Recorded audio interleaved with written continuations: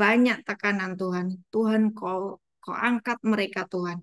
Engkau sendiri Tuhan yang menarik beban itu, yang melepaskan beban itu sehingga mereka bisa bangkit berdiri kembali. Buka mata mereka untuk melihat bahwa Engkau Allah Immanuel.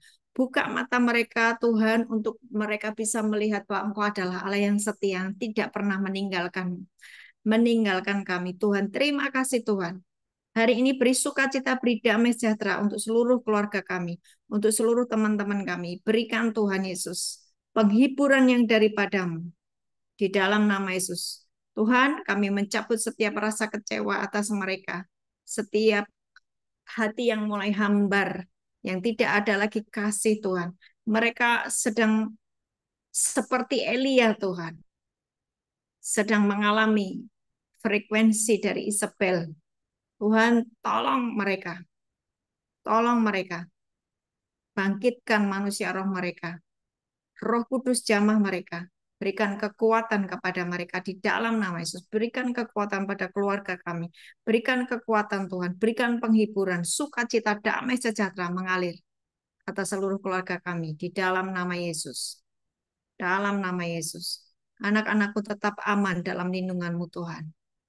Dimanapun mereka bekerja, mereka yang sedang mengalami aniaya, mereka yang sedang mengalami ketidakharmonisan dengan atasannya. Tuhan, Engkau yang sertai mereka, damai sejahtera pada anak-anak-Mu.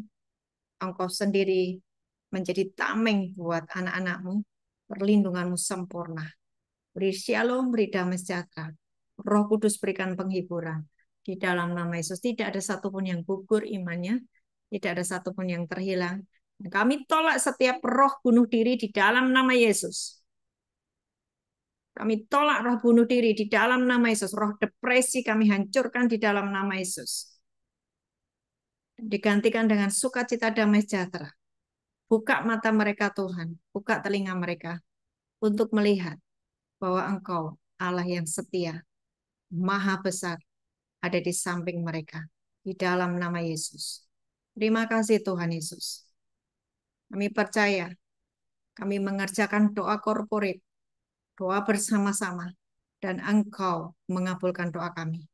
Beri shalom, beri kekuatan pada seluruh keluarga besar KKS dan seluruh keluarga kami Tuhan di dalam nama Yesus. Sebentar kami juga mau belajar Tuhan, bagaimana kami mengalami terobosan. Tuhan, Engkau membuka telinga kami, Engkau membuka mata kami, untuk kami bisa belajar kebenaran firman-Mu dan mengalami janji-janji-Mu. Beracaralah Tuhan, dan kami mengikat setiap kuasa kegelapan yang hendak mengganggu sinyal dan mengganggu perhatian kami kepada firman Tuhan. Di dalam nama Yesus, Roh Kudus, ambil alih atas rumah kami masing-masing dalam nama Yesus. Amin. Amin. Amin. Oke, shalom semuanya. Ya, kita hari ini akan belajar tentang bahwa terobosan itu bukan sesuatu yang instan ya. Dan ini bagian dari 9 hal yang harus dipegang di tahun 2025 ya. 9 hal ini saya sudah sampaikan di KKS Jakarta, tetapi saya akan ulang di KKS Semarang karena ini adalah pelajaran penting. Jangan dijadikan sebagai informasi saja, tetapi peganglah itu, hafalkan itu, atau kalau perlu Bapak Ibu catat. Ya, 9-9 dicatat. Terus kemudian 3 pertama, 3 kedua, dan 3 yang ketiga itu benar-benar diaplikasikan di dalam kehidupan sehari-hari. Maksudnya gimana? Dikerjakan.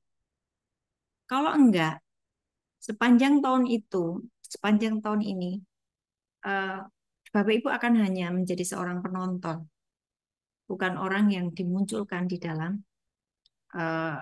kerajaan surga. Ya, saya rindu bahwa semuanya akan berfungsi sebagai tubuh Kristus, dan mari kita belajar tentang yang namanya terobosan.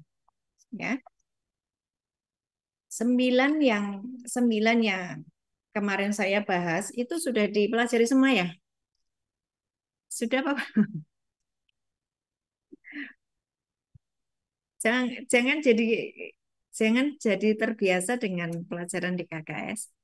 Karena saya men-sharekan di KKS itu adalah sesuatu yang harus dipraktekkan, ya bukan bukan untuk informasi, dipraktekkan bukan hanya untuk kegiatan Zoom setiap hari Jumat, enggak. Tapi saya memberikan yang namanya ini loh yang harus kita kerjakan ya, supaya apa yang menjadi hati Tuhan itu kita bisa mengerjakan. Eh, saya bagikan yang 1, 2, 3 dulu yang pertama ya, 9 hal yang harus dikerjakan di tahun 2025. Yang pertama itu adalah engkau harus menomorsatukan prioritaskan realita Tuhan. Prioritas pertama di dalam hidupmu adalah realita Tuhan. Udah ngerti ya ini ya? Udah ngerti tuh. Pokoknya begitu melek mata itu prioritas kita ini biasakan lifestyle-nya adalah Tuhan, bukan hutang, bukan masalahmu, bukan sakit penyakitmu, bukan pekerjaanmu, bukan. Sebab kalau ada ini yang lagi dibikin, kok mas bahkan kok tidak bisa tidur. Oleh karena apa? Pekerjaan itu membuat engkau menjadi sangat ketakutan. Eh, Bisnismu membuat engkau sangat cemas. Target-target yang harus kamu peroleh, ya kan, oleh karena tekanan dari bos-bosmu membuat engkau bahkan tidak bisa tidur. Nah, ini something wrong, loh. Ada yang salah jika itu menjadi prioritas kita. Misalnya gini, mungkin Bapak Ibu tidak bekerja di kantoran tapi sedang melakukan yang namanya investasi atau bisnis ya. Begitu melek mata itu yang kau pikirkan itu gitu loh. Bisnismu atau sahammu atau simpanan dolarmu atau simpanan emasmu gitu kan ya. Itu bukan Tuhan.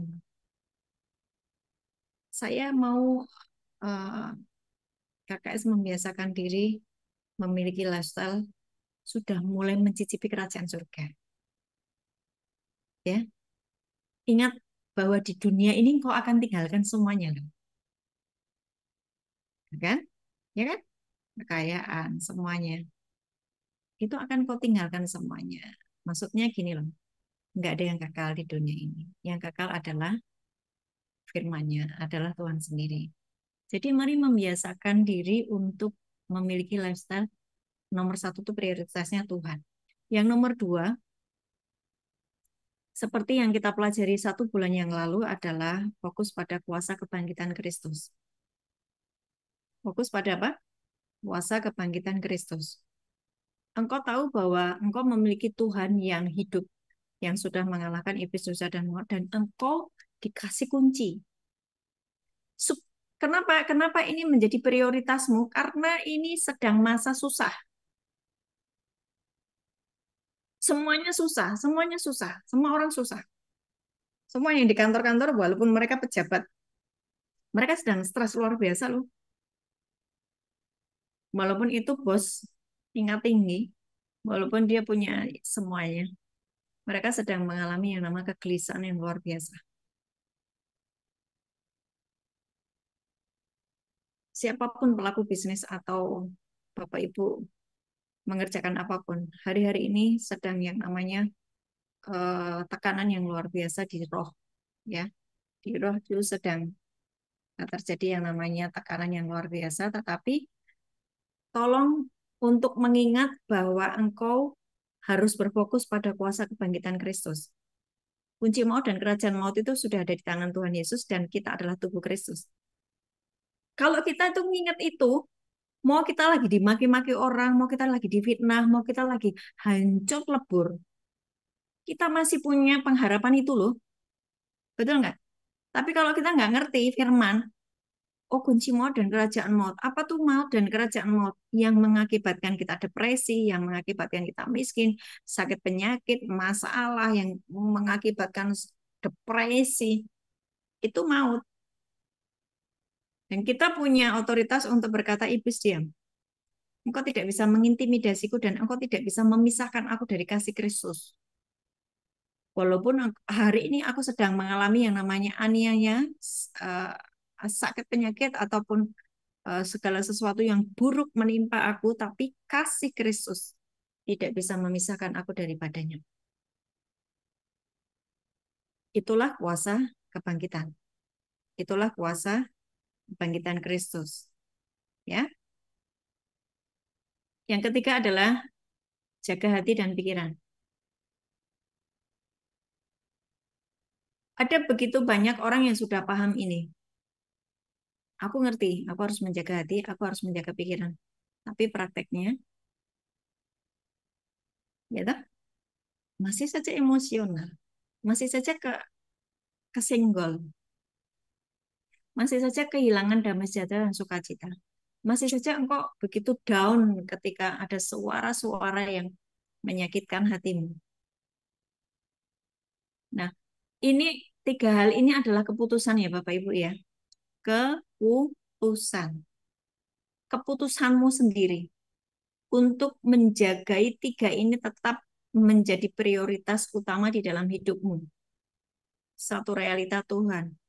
Dua, aku memiliki roh kebangkitan Kristus. Ya, aku memiliki roh yang berkemenangan. Yang ketiga, aku harus selalu menjaga hati dan pikiranku. Aku harus waspada. Sebab hati dan pikiranku itu adalah tempat Allahku bertata. Segala sesuatu yang sedang aku alami ini, kuncinya ada di Tuhan dan Allahku. Kalau aku tidak menjaga hati dan pikiranku, aku sendiri loh menghadapinya. Maka hati dan pikiran ini kita harus jaga baik, sebaik mungkin. Dari semua emosi negatif, dari semua perasaan-perasaan negatif atau intimidasi dari iblis ya. Nah, sekarang yang keempat adalah sebetulnya breakthrough atau terobosan atau engkau di tengah-tengah kegelapan seperti ini, di tengah-tengah masa sulit seperti ini, engkau mengalami yang namanya pintu gerbang itu kebuka gitu. Terobosan. Yang lain susah, tapi kita enggak gitu loh. Nah, ini satu, dua, tiga itu harus dikerjakan dulu. Makanya judulnya kan terobosan itu tidak instan. Step-step yang satu, dua, tiga itu harus dikerjakan dulu. Harus menjadi bagian dari Bapak Ibu dulu. Baru nanti yang keempat, dan kelima, dan keenam mengalami. Ya, jadi judulnya hari ini adalah terobosan itu atau breakthrough atau terobosan itu tidak instan. Mari kita lihat dulu di penyerahan hak kita kepada Roh Kudus ya. Ini adalah yang keempat. Jadi satu, dua, tiga kita kerjakan ya.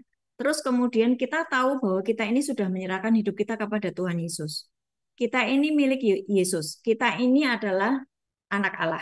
Kita ini percaya kepada Yesus Kristus.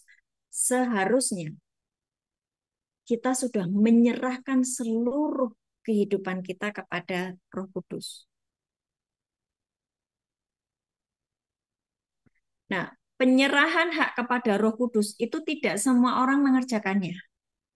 Itu yang mengakibatkan mereka tidak pernah mengalami yang namanya terobosan. Terobosan terjadi karena ketika saya menerima Yesus sebagai Tuhan dan Juru Selamat, saya menyerahkan hidup saya kepada Roh Kudus untuk diatur, untuk dinasehati, untuk ditunjukkan jalan-jalan yang harus saya lakukan, yang harus saya tempuh. Jadi hidup saya ketika saya sudah terima Yesus sebagai Tuhan dan Juru Selamat, tidak semaunya sendiri, tetapi ada yang mengatur. Yang mengatur adalah Roh Kudus. Izinkan Roh Kudus itu mengatur hidup kita. Izinkan keakuanmu diserahkan kepada Roh Kudus. Nah, masalahnya ada begitu banyak anak Tuhan yang percaya kepada Yesus Kristus, tetapi menganggap bahwa kehidupan sehari-harinya itu terpisah dari firman gitu loh. Paham nggak ya? Jadi firman itu hanya di hari Minggu, firman itu hanya nanti di gereja, firman itu hanya nanti kalau pagi hari lagi baca Alkitab. Nanti setelah dia beraktivitas di 8 jam di luar itu, atau lebih ya, itu firman udah lupa gitu loh, lepas dari hidupnya.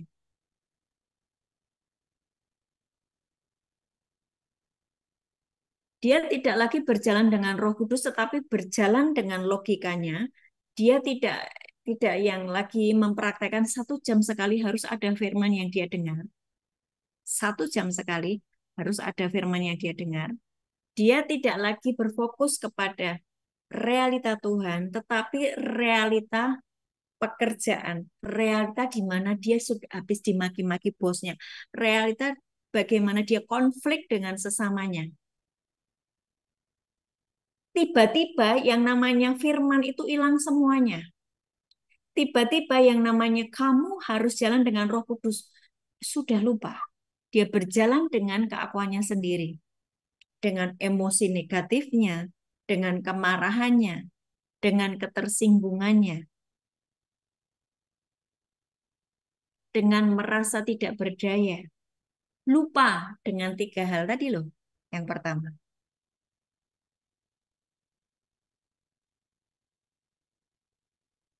Eh, Sampai di sini bisa dipahami nggak ya? Bisa? Bisa dipahami ya? Biasakan tidak memisahkan antara firman, Roh Kudus dengan kehidupanmu sehari-hari 24 jam. Sebab kalau Bapak Ibu tidak mendisiplinkan itu, 2025, 2026, 2027 ke atas ke depan, kegelapan sedang menimpa dunia. Tapi kalau kita tidak mendisiplinkan bahwa realita Tuhan itu nomor satu, bahwa aku sudah memiliki roh yang berkemenangan, bahwa aku harus menjaga hati dan pikiranku tahir, bahwa aku harus menyerahkan keakuanku kepada Roh Kudus untuk mengatur hidupku. Aku ini nggak hidup sendiri. Ada roh Tuhan. Roh Tuhan yang menciptakan alam semesta itu diam di dalam aku. Karena aku percaya Yesus. Ada roh Tuhan di dalamku. Aku nggak sendiri. Kesadaran itu kalau tidak kita miliki, engkau nggak akan kuat menghadapi tahun-tahun ke depan. Karena ini kita sudah mulai, beberapa orang sudah mulai masuk di masa persekusi ya, penganiayaan. Bagi kita yang kita sedang mengalami kondisi baik-baik saja, Bapak Ibu tidak boleh diam. Engkau harus tolong mereka yang sedang mengalami tekanan hidup, yang sedang mengalami kesusahan. Bapak Ibu harus tolong mereka. Engkau harus mau, uh, iya, kamu nggak boleh ngomong itu bukan urusan saya. Karena kita ini satu tubuh Kristus. Ketika ketika saudaramu mengalami kesusahan dan engkau menolongnya, itu sudah meringankan uh, apa yang dia sedang alami. Sekali lagi, penyerahan hak kita kepada Roh Kudus itu adalah awal dari engkau nanti mengalami yang namanya terobosan.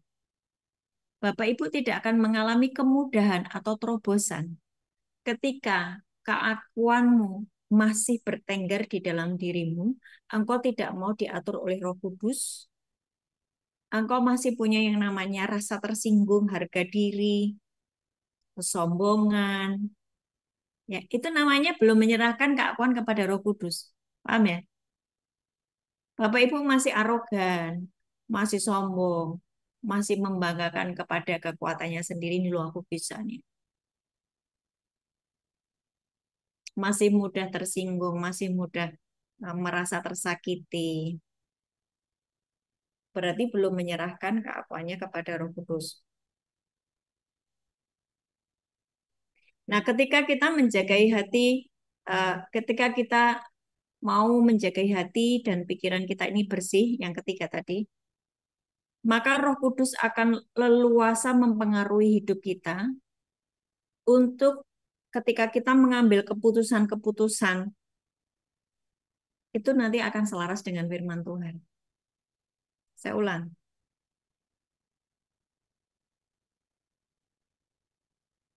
Ketika kita menjagai hati dan pikiran bersih, dan kita menjagai hati dan pikiran kita haus dan lapar akan Tuhan,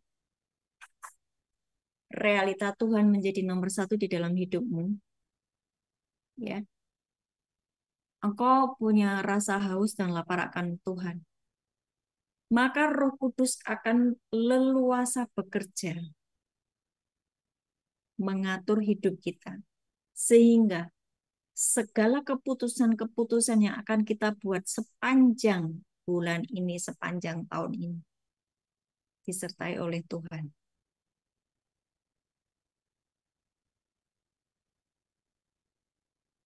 Sepanjang tahun-tahun ini, sepanjang bulan-bulan ini, kita akan selalu selaras dengan kebenaran.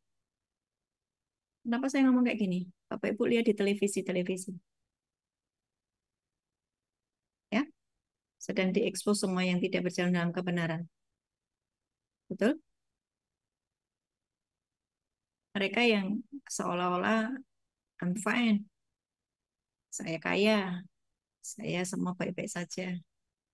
Tapi jika mengambil keputusan tidak selaras dengan kebenaran, ujungnya diekspos.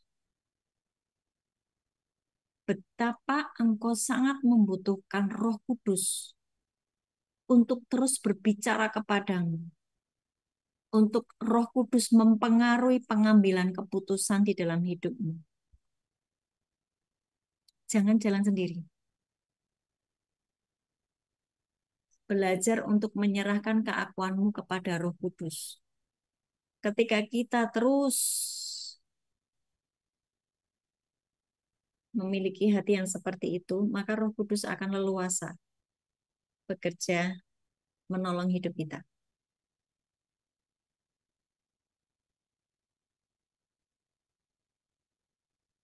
Nah, saat kita menyelaraskan kendali hidup kita kepada Tuhan, saat itulah Bapa di surga akan menganugerahkan kepada kita Roh Kristus. Waktu engkau terima Yesus sebagai Tuhan dan Juru Selamat, di dalam dirimu ada Roh Kudus. Tidak semua orang yang mengaku Yesus sebagai Tuhan dan Juru Selamat menyerahkan hidupnya kepada Roh Kudus, betul enggak? Mereka masih punya yang namanya keakuan, masih punya yang namanya emosi, kesombongan, semua yang sebetulnya itu bukan Roh Kudus. Artinya dirinya sendiri masih hidup itu, keakuannya masih hidup, belum diserahkan kepada Roh Kudus. Nah, bagi orang-orang yang sudah menyerahkan hidupnya kepada Roh Kudus, ini aku, silahkan atur. Engkau yang mengatur aku, engkau yang menasihati aku, silahkan Roh Kudus. Nah, Roh Kudus itu nanti akan menuntun kita setiap hari berjalan dengan firman Tuhan. Setelah kita terus setia dengan firman Tuhan, Bapa di surga akan memberikan kepada kita Roh Kristus. Roma 8 ayat 9. Ini tolong step-step ini diperhatikan ya. Roma 8 ayat 9. Coba diperhatikan di Roma 8 ayat 9. Jadi kalau Bapak Ibu membaca ayat-ayat, jangan hanya ini sebagai informasi. Tetapi apakah Roh Kristus itu ada benar-benar di dalam diriku? Tetapi kamu tidak hidup dalam daging, melainkan di dalam roh, jika memang roh Allah diam di dalam kamu. Tadi saya bilang, tidak semua orang Kristen Katolik yang percaya sama Yesus menyerahkan hidupnya kepada Roh Kudus. Betul nggak? Masih punya yang namanya ego, kedagingan, sulit untuk mempercayai firman. Nah, tapi bagi orang yang mau menyerahkan hidupnya kepada Roh Kudus, di dalam dirinya ada Roh Allah. Tetapi kamu tidak hidup di dalam daging, melainkan dalam roh. Menyerahkan hidupnya kepada Roh Kudus. Jika memang Roh Allah diam di dalam kamu. Tetapi jika orang tidak memiliki Roh Kristus, ada Roh Kristus, ia bukan milik Kristus. Ketika kita sudah berjalan dengan Roh Kudus, berjalan dengan firman, Bapa di surga akan memperhatikan hidup kita. Dan Roh Kristus akan diberikan kepadamu. Roh Kristus. Kristus itu menang atas iblis, dosa, dan maut. Kunci maut dan kerajaan maut sekarang ada dipegang oleh Yesus. Wahyu 1 ayat 17 sampai 19. Ya kan? Yang kemarin-kemarin kita pelajari. Dan kita adalah tubuhnya. Kita tahu itu. Tapi apakah benar-benar Roh Kristus diberikan kepadamu? Ketika Roh Kristus diberikan kepadamu, maka engkau akan mengalami yang namanya terobosan-terobosan. Engkau akan mengalami yang namanya kemudahan-kemudahan. Engkau akan mengalami yang namanya breakthrough. Engkau akan mengalami yang namanya uh, spirit of excellence. Jadi ada sesuatu yang memang surga itu sudah sediakan, engkau bisa menerimanya. Tapi catatannya, 3 tadi dikerjakan. Terus yang keempat, menyerahkan hidup kita kepada Roh Kudus, mengizinkan Roh Kudus mengatur hidup kita. Dan nanti Bapak akan memberikan Roh Kristus kepada kita. Roh Kristus itu yang membuat kita punya terobosan-terobosan. Karena Kristus sekarang duduk di sebelah kanan Bapa, memegang segala kuasa dan otoritas. Kalau Roh Kristus itu diam di dalam kamu, Bapak Ibu mengucap apa saja, itu terjadi. Misalnya yang lagi bisnis sepi, yang lain boleh sepi, tetapi bisnisku tidak boleh sepi. Ada Roh Kristus di dalammu, membuat engkau punya terobosan. Ibu rumah tangga, engkau mendoakan suamimu mengalami breakthrough, mengalami terobosan-terobosan. Jangan hanya melihat, kok suamiku kok enggak naik-naik, oh suamiku kok pancet wae. Engkau harus melihat ada sebuah uh, momen di mana Tuhan itu sedang melindungi para suami dari semua jebakan-jebakan, dari semua yang jahat yang ada di luar sana. Ketika sesuatu sedang terjadi, ucapkan syukur. Tuhan, aku tahu bahwa semuanya ini baik dalam pengaturan. Dalam pengaturan. Aku percaya Tuhan, Engkau tidak pernah membiarkan aku. Ucapan-ucapan ini menyenangkan hati Tuhan. Dan nanti, jika memang sudah tiba waktunya, Tuhan sudah melihat semuanya eh, apa ya, seperti sebuah tempat yang sudah dipersiapkan untuk suamimu atau istrimu atau untuk anak-anak. Jika memang sudah siap, pasti nanti akan dibawa naik. Percaya saja, percaya saja. Jadi sekali lagi, terobosan itu tidak instan, ya. Terobosan itu tidak instan. Ada bagian-bagian yang harus Bapak Ibu perhatikan. Yang hari ini saya bahas adalah apakah engkau sudah menyerahkan keakuanmu kepada Roh Kudus?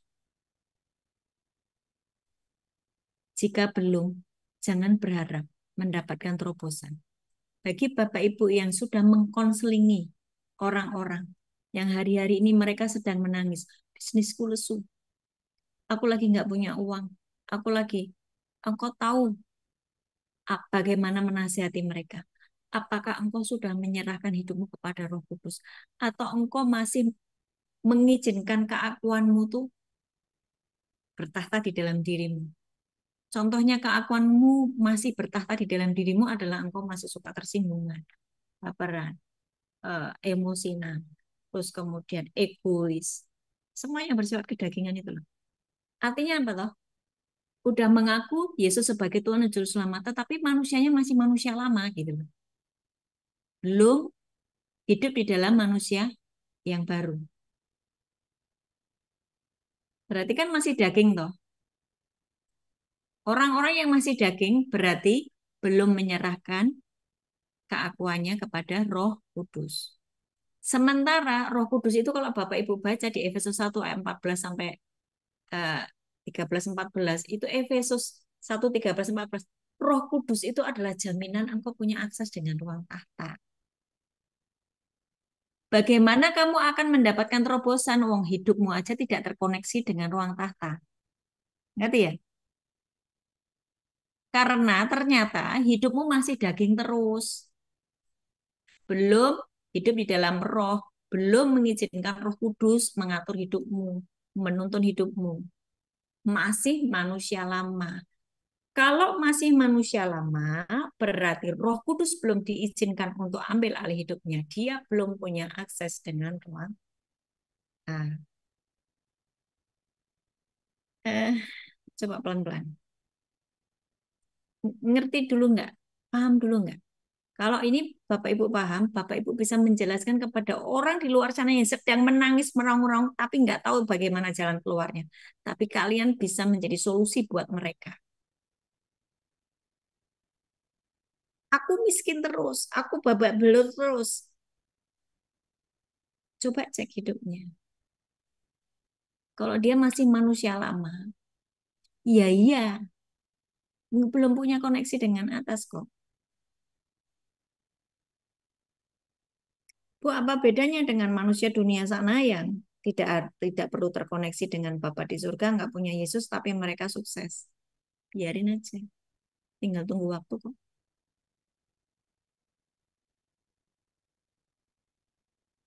Jika mereka tidak hidup di dalam kebenaran, ujungnya api Tuhan itu akan membakar dan menghanguskan semua yang dia punya. Gitu loh. Nah, sebagai anak-anak Allah yang hidup di dalam kebenaran, Bapak Ibu mesti tahu prinsip-prinsip ini, ya. Kenapa aku babak belur terus? Kenapa aku hutangku masih banyak? Kenapa keluargaku berantakan? Itu adalah keluhan yang mereka sampaikan kepada kita, toh. Betul nggak? Hari-hari ini.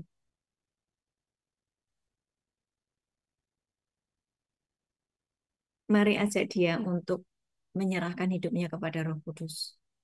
Prinsipnya itu dulu. Sebagai manusia baru, sebagai ciptaan baru, engkau seharusnya mengerti bahwa hidupmu itu sudah menjadi milik Kristus, bukan milikmu lagi. Milik Kristus artinya engkau harus menyerahkan keakuanmu kepada Roh Kudus. Efesus 1:13. Kamu yang percaya Yesus dimeteraikan oleh Roh Kudus. 14. Roh Kudus adalah jaminan untuk kita memperoleh seluruhnya. Seluruhnya itu apa? Ya, semuanya yang memang sudah Bapak sediakan atas hidup kita. Tapi kalau nggak ada Roh Kudus, ya nggak bisa gitu loh. Nah, setelah kita jalan dengan Roh Kudus dan Firman dan semakin dewasa secara rohani, manusia rohani kita makin dewasa, maka Bapa di surga akan memberikan yang namanya Roh Kristus ke dalam dirimu. Roma 8 ayat 9. Roh Kristus itu yang membuat engkau bisa mengalami terobosan-terobosan. Jadi, selama masih manusia lama, manusia baru, campur-campur gitu ya, kadang manusia lama, kadang manusia baru, maka sebetulnya orang itu belum memiliki yang namanya roh yang berkemenangan.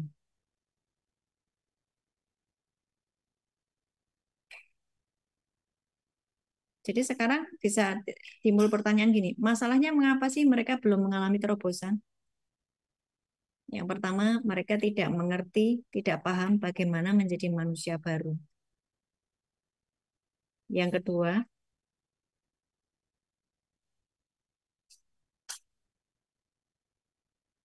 mereka itu tidak konsisten menyerahkan keakuannya kepada Roh Kudus.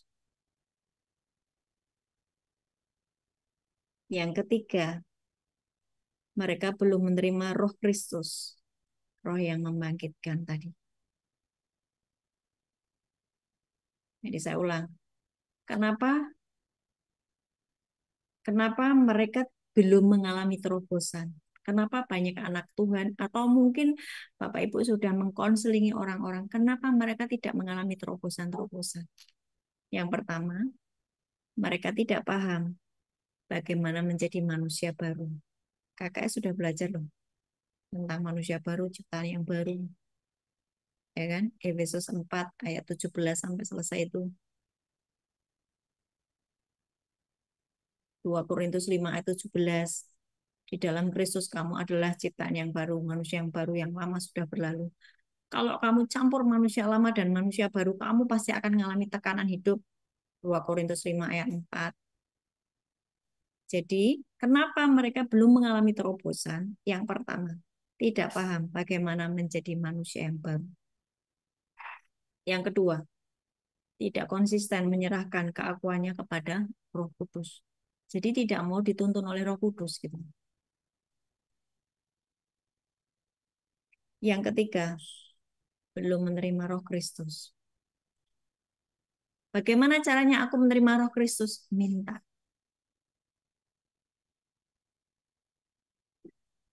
Bapa di surga, aku sudah berjalan dengan firman-Mu. Aku senantiasa berjalan dengan Roh Kudus. Hari ini biar Roh Kristus itu diam di dalam aku. Yohanes 14 ayat 23. Kalau engkau mengasihi aku, engkau akan menuruti firman-Ku.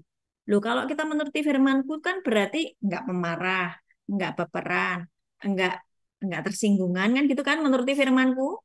Betul enggak? Kalau engkau menuruti firman-Ku, engkau mengasihi aku, engkau akan menuruti firman-Ku. Dan kami akan diam bersama-sama dengan engkau. Yohanes 14 ayat 23. Berarti Bapa, Kristus, dan Roh Kudus diam di dalam kita. Waktu tiga ini diam di dalam kita. Kita sebetulnya sudah punya yang namanya terobosan itu. Tinggal kita memperkatakan apa yang kita butuhkan.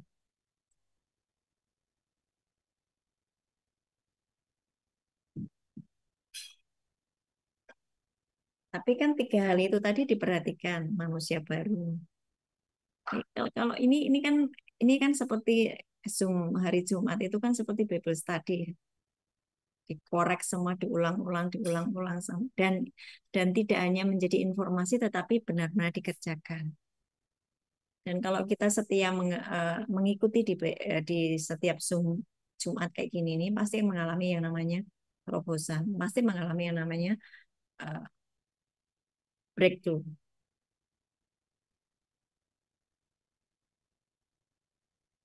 Sekali lagi, ketika keakuanku masih mendominasi hidup kita, kita mudah kecewa, mudah terluka, mudah merasa tertolak, mudah marah, masih suka iri hati, masih suka sakit hati, dan semua emosi negatif itu semua melambangkan perbuatan daging. Artinya engkau belum menyerahkan keakuanmu kepada Roh Kudus. Maka itulah sebetulnya akar dari tidak mengalami terobosan. Ya.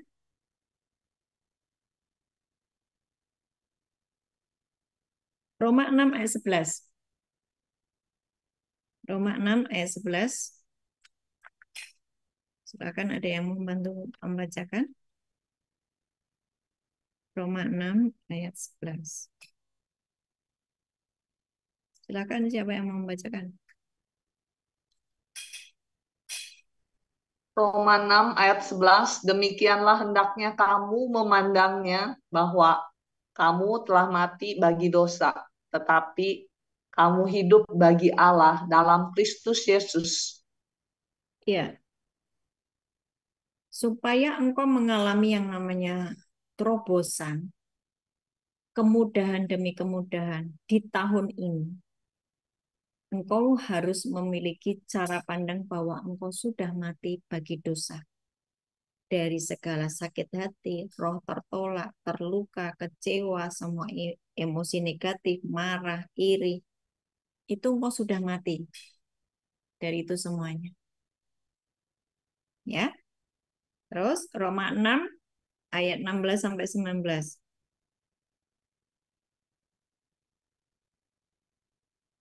Roma 6 ayat 16 sampai 19. Apakah kamu tidak tahu bahwa apabila kamu menyerahkan dirimu kepada seseorang sebagai hamba untuk mentaatinya, kamu adalah hamba orang itu yang harus kamu taati, baik dalam dosa yang memimpin kamu kepada kematian, maupun dalam ketaatan yang memimpin kamu kepada kebenaran. Tetapi syukurlah kepada Allah, dahulu memang kamu hamba dosa, tetapi sekarang kamu dengan segenap hati telah mentaati pengajaran yang telah diteruskan kepadamu. Kamu telah dimerdekakan dari dosa dan menjadi hamba kebenaran. Aku mengatakan hal ini secara manusia karena kelemahan kamu.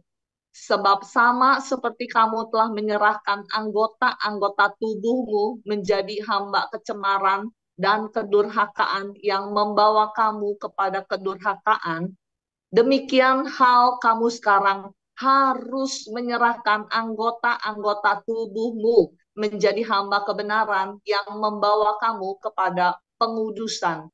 Amin. Ayat ini jelas. Dulu kamu hamba dosa, dulu majikanmu iblis, dulu kamu miliknya iblis. Karena dulu kamu masih suka iri hati, masih suka kecewa, masih suka sulit untuk mengampuni, sulit mengampuni.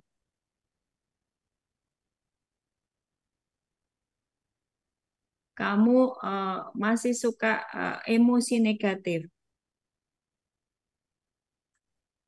ya kan? Nah, itu berarti apa?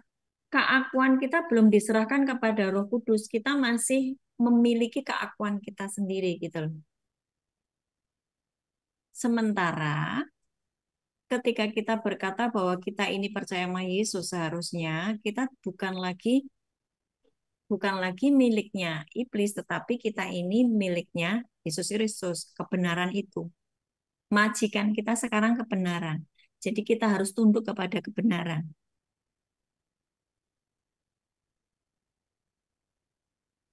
dan menyerahkan hidup kita kepada Roh Kudus.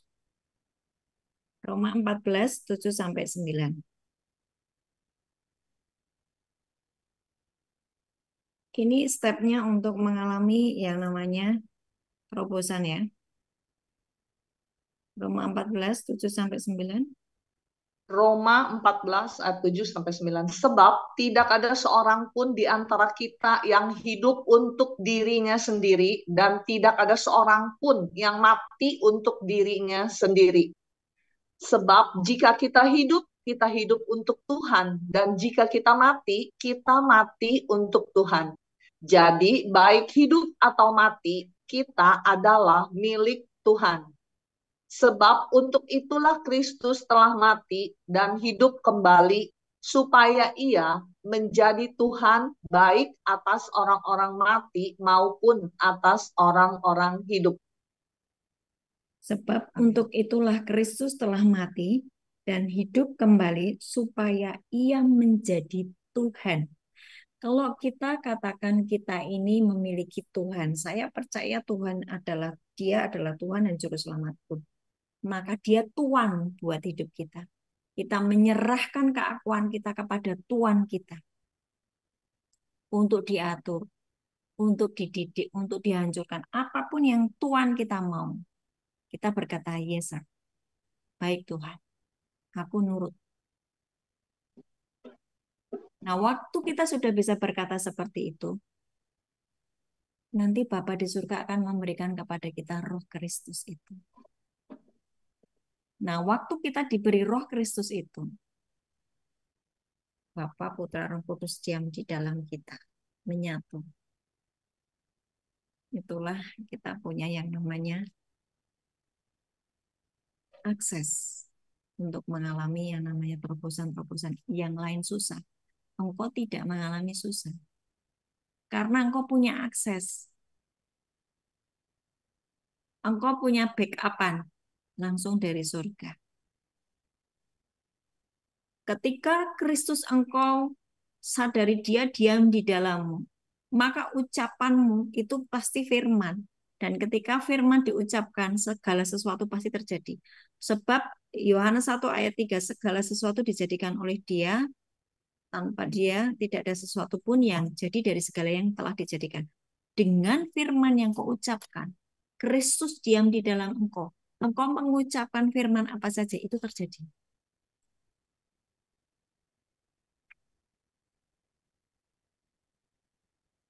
Itulah yang disebut dengan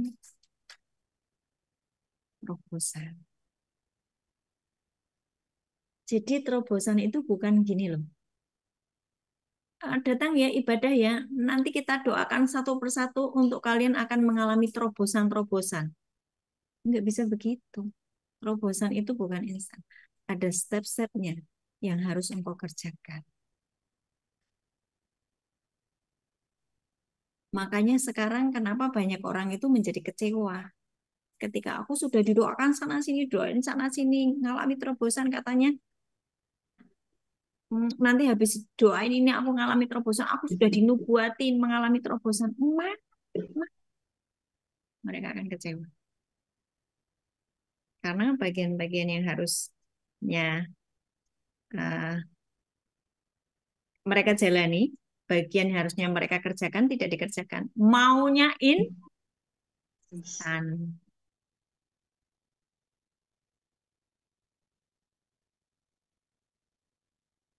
Jadi mari menjadi anak-anak Tuhan yang dewasa ya. Jangan mudah dibohongi dengan uh, banyak hal yang instan ya. Tidak ada yang instan di dalam Tuhan juga tidak ada yang instan. Kalaupun kita diajari tentang akselerasi, bagian-bagian dari akselerasi, kita mengalami akselerasi nanti percepatan. Bagian-bagian awal tadi kalau tidak kerjakan, Tuhan tidak akan bikin engkau mengalami percepatan. Kenapa? Sekarang gini ya, contoh ya, contoh percepatan. Bapak Ibu punya anak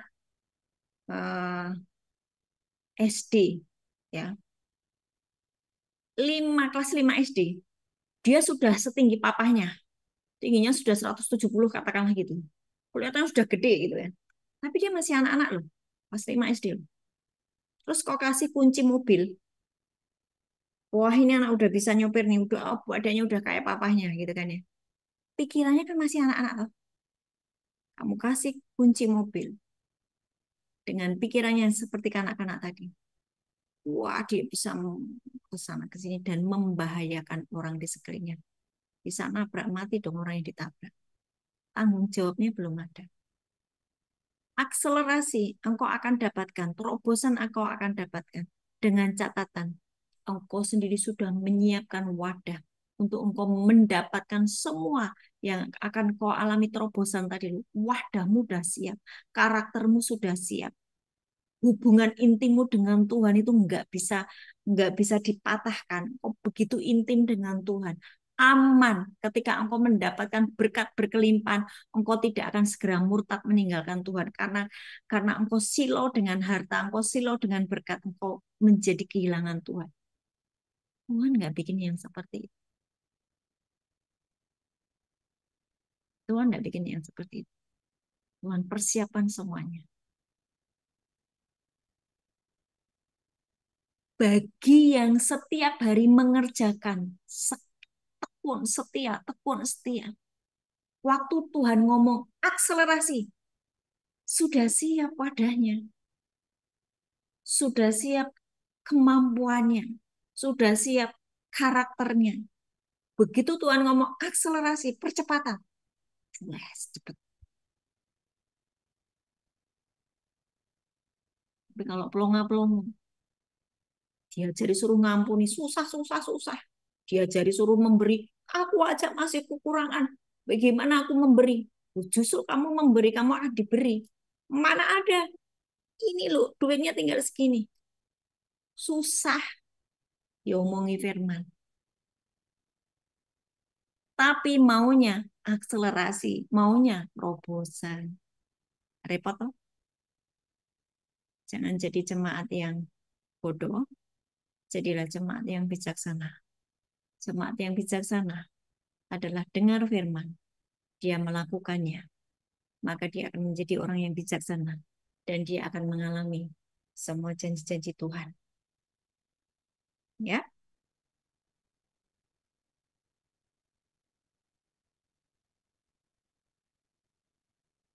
yang dipelajari di KKS itu berkesinambungan loh. Bapak Ibu enggak bisa ngambil comot-comot gitu. Berkesinambungan. Maka sebetulnya apa yang saya alami pasti Bapak Ibu juga akan mengalami. Nggak mungkin saya ngajari sesuatu yang tidak saya alami. Ya, jadi sekali lagi sebagai anak-anak Allah, engkau diciptakan serupa dan segambar dengan Dia. Kita memiliki roh yang berkemenangan. Yesus itu sudah mengalahkan iblis, dosa dan maut, dan kunci maut dan kerajaan maut sekarang dipegang oleh Yesus di tangan kanannya. Dan kita adalah tubuhnya. Tapi kenapa anak-anak Tuhan kalah terus? Kenapa tidak mengalami terobosan? Tadi sudah dibahas. Ya, disuruh menjadi manusia baru, tetapi manusia lama terus yang dijalani.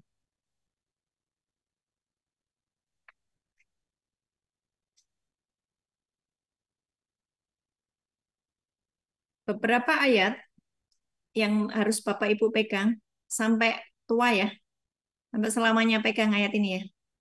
Dan bagikan ini kepada anak cucu keturunanmu nanti. Ya. Bagaimana supaya kita mengalami yang namanya kemenangan, terobosan, kesuksesan, keberhasilan, keberuntungan. Yohanes 15 ayat 7. Yohanes 15 ayat 7 dicatat. Dan ini dihafal di luar kepala, bagikan kepada anak cucu keturunan kita. Yosua 1 ayat 8. Yosua 1 ayat 8. Mazmur 1 ayat 1 sampai 3.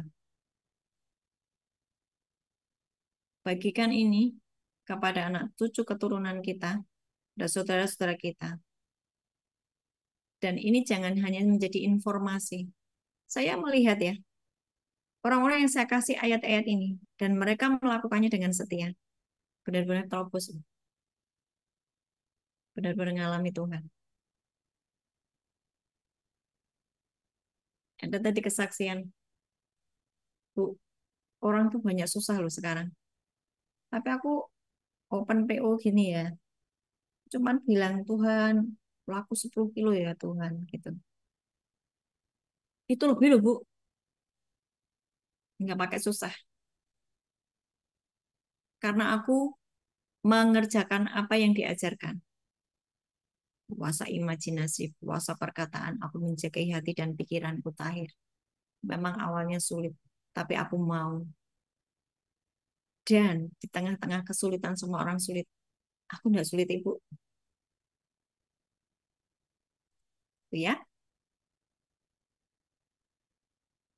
keberadaan Roh Kristus ini adalah sebuah benih ilahi, ya, atau suatu DNA rohani yang akan mengkondisikan kita sebagai orang-orang percaya memiliki kuasa.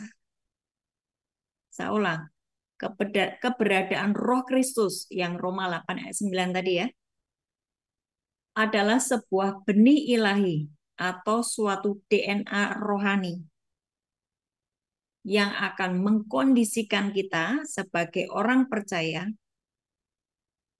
untuk memiliki kuasa dan meraih kemenangan atas iblis dosa dan maut, sama seperti Kristus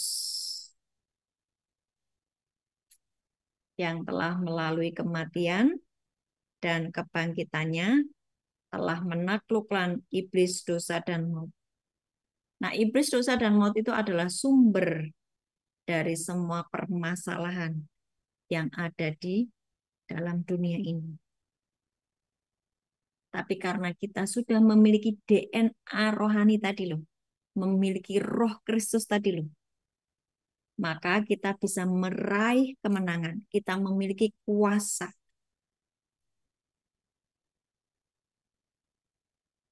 untuk berkata kepada iblis, engkau yang membuat aku rugi. Iblis, engkau yang membuat sakit penyakit di dalam keluargaku. Iblis, engkau yang membuat kutuk di dalam keluargaku.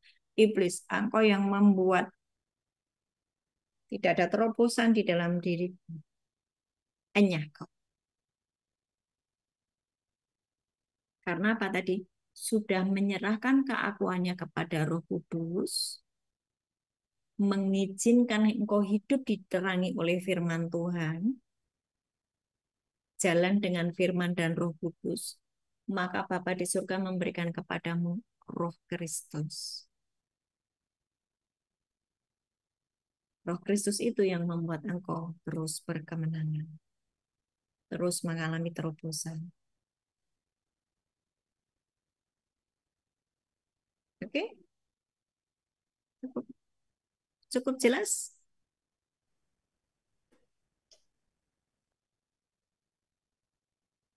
Tolong dipraktekkan dan alami. Tahun 2025 bukan tahun yang sulit jika kita sudah praktekkan. Amin. Banyak orang akan mengalami kegelisahan, kegentaran, kesusahan. Mazmur 91. Engkau hanya menontonnya dengan matamu sendiri dan melihat pembalasan atas orang fasik. Engkau bukan orang fasik.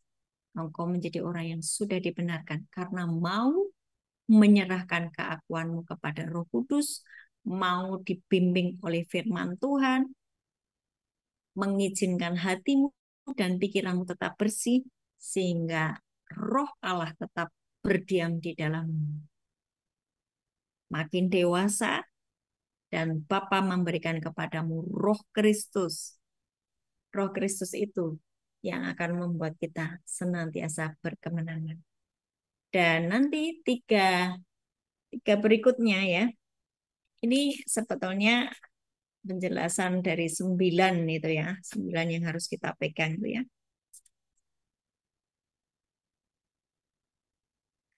Ketika kita sudah menyerahkan, yang keempat ya, menyerahkan hak kita kepada Roh Kudus, maka kita akan mengalami yang namanya roh yang berkemenangan. Memiliki spirit of breakthrough, spirit of excellence, ya, yang kelima, dan nanti yang keenam. Kita mulai memiliki yang namanya anak-anak rohani. Kita menjadi seperti apa ya, melahirkan anak-anak rohani. Kita bisa menduplikasi murid-murid Kristus. Kita bisa melahirkan pemimpin-pemimpin yang memiliki lifestyle kerajaan.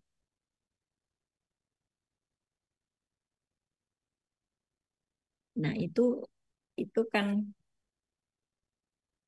seluruh agenda Papa ya. Dan itu memang harus kita kerjakan. Tapi saya ngajarinya, ini loh poin-poinnya. Pertama, kedua, ketiga. Lakukan dulu. Keempat, kelima, keenam. Lakukan dulu. Ketujuh, 8, 9. Engkau akan mengalami.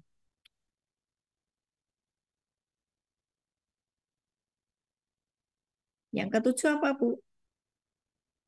Yang ketujuh yang saya sedang sampaikan di lapas-lapas atau yang Bapak Ibu yang sudah diberi kepercayaan untuk menyampaikan firman di lapas-lapas, yang judulnya munculnya anak-anak kerajaan.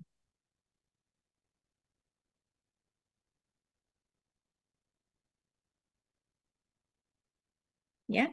Jadi ini poinnya yang hari ini cukup sampai di sini dulu. Bagi yang tidak paham, silahkan bertanya. Bu, mau sharing sedikit boleh? Ya, silakan. Ya, puji nama Tuhan, apa yang saya lakukan beberapa hari ini ternyata konfirmasi seperti yang Bu Ana sampaikan malam ini. Jadi awal-awal puasa saya tuh udah eh, stok bahan ya untuk bulan puasa. Biasanya bulan puasa kan orderan rame. Jadi saya udah stok bahan. Uang yang saya punya segitu-gitunya saya udah beliin bahan semua. Jadi waktu awal puasa, hari pertama, kedua, ketiga, sampai keempat belum ada orderan. Otomatis saya buat makan sendiri juga agak susah gitu. Tapi terus saya berdiam diri, saya berdoa jam 3 malam itu, saya digerakkan hati sama Tuhan. Tuhan bilang kalau kamu belum mendapatkan order, berarti Tuhan kasih kesempatan kamu untuk lebih dekat lagi dengan Tuhan, kerjakan apa yang harus kamu kerjakan sebagai bagianmu. Gitu. Jadi hari berikutnya saya mulai membaca firman, biasanya cuma pagi aja saya baca firman. Tapi setelah saya malamnya dapat di hati saya disuruh bergerak, saya mulai baca firman pagi, siang, sore, malam. Satu hari itu saya baca 4 kali dan satu kali saya baca bisa 3 sampai 5 pasal. Dan saya mengulang kembali khotbah-khotbah yang telah Bu Ana sampaikan, terus melihat catatan-catatan gitu ya. Jadi memang waktu kemarin itu pagi setelah saya worship, saya berdoa kepada Tuhan, Tuhan, ampuni aku kalau selama ini aku masih banyak kesalahan, ampuni aku kalau apa yang aku pikirkan masih berdasarkan pikiranku sendiri, bukan berdasarkan apa yang Tuhan mau. Aku mohon ampun, tunjukkan kesalahanku di mana, aku mohon Tuhan memberi yang terbaik untuk aku. Nah, waktu habis saya berdoa itu, anak saya WA, Mi, aku udah 2 malam kok nggak bisa tidur ya, jam 3 selalu bangun. Oh, berarti kamu sama digerakkan sama Mami untuk kita berdoa sama-sama. Jadi mulai malam ini kita berdoa bareng ya, setiap jam 3 malam. Oke, jadi kita berdoa bareng.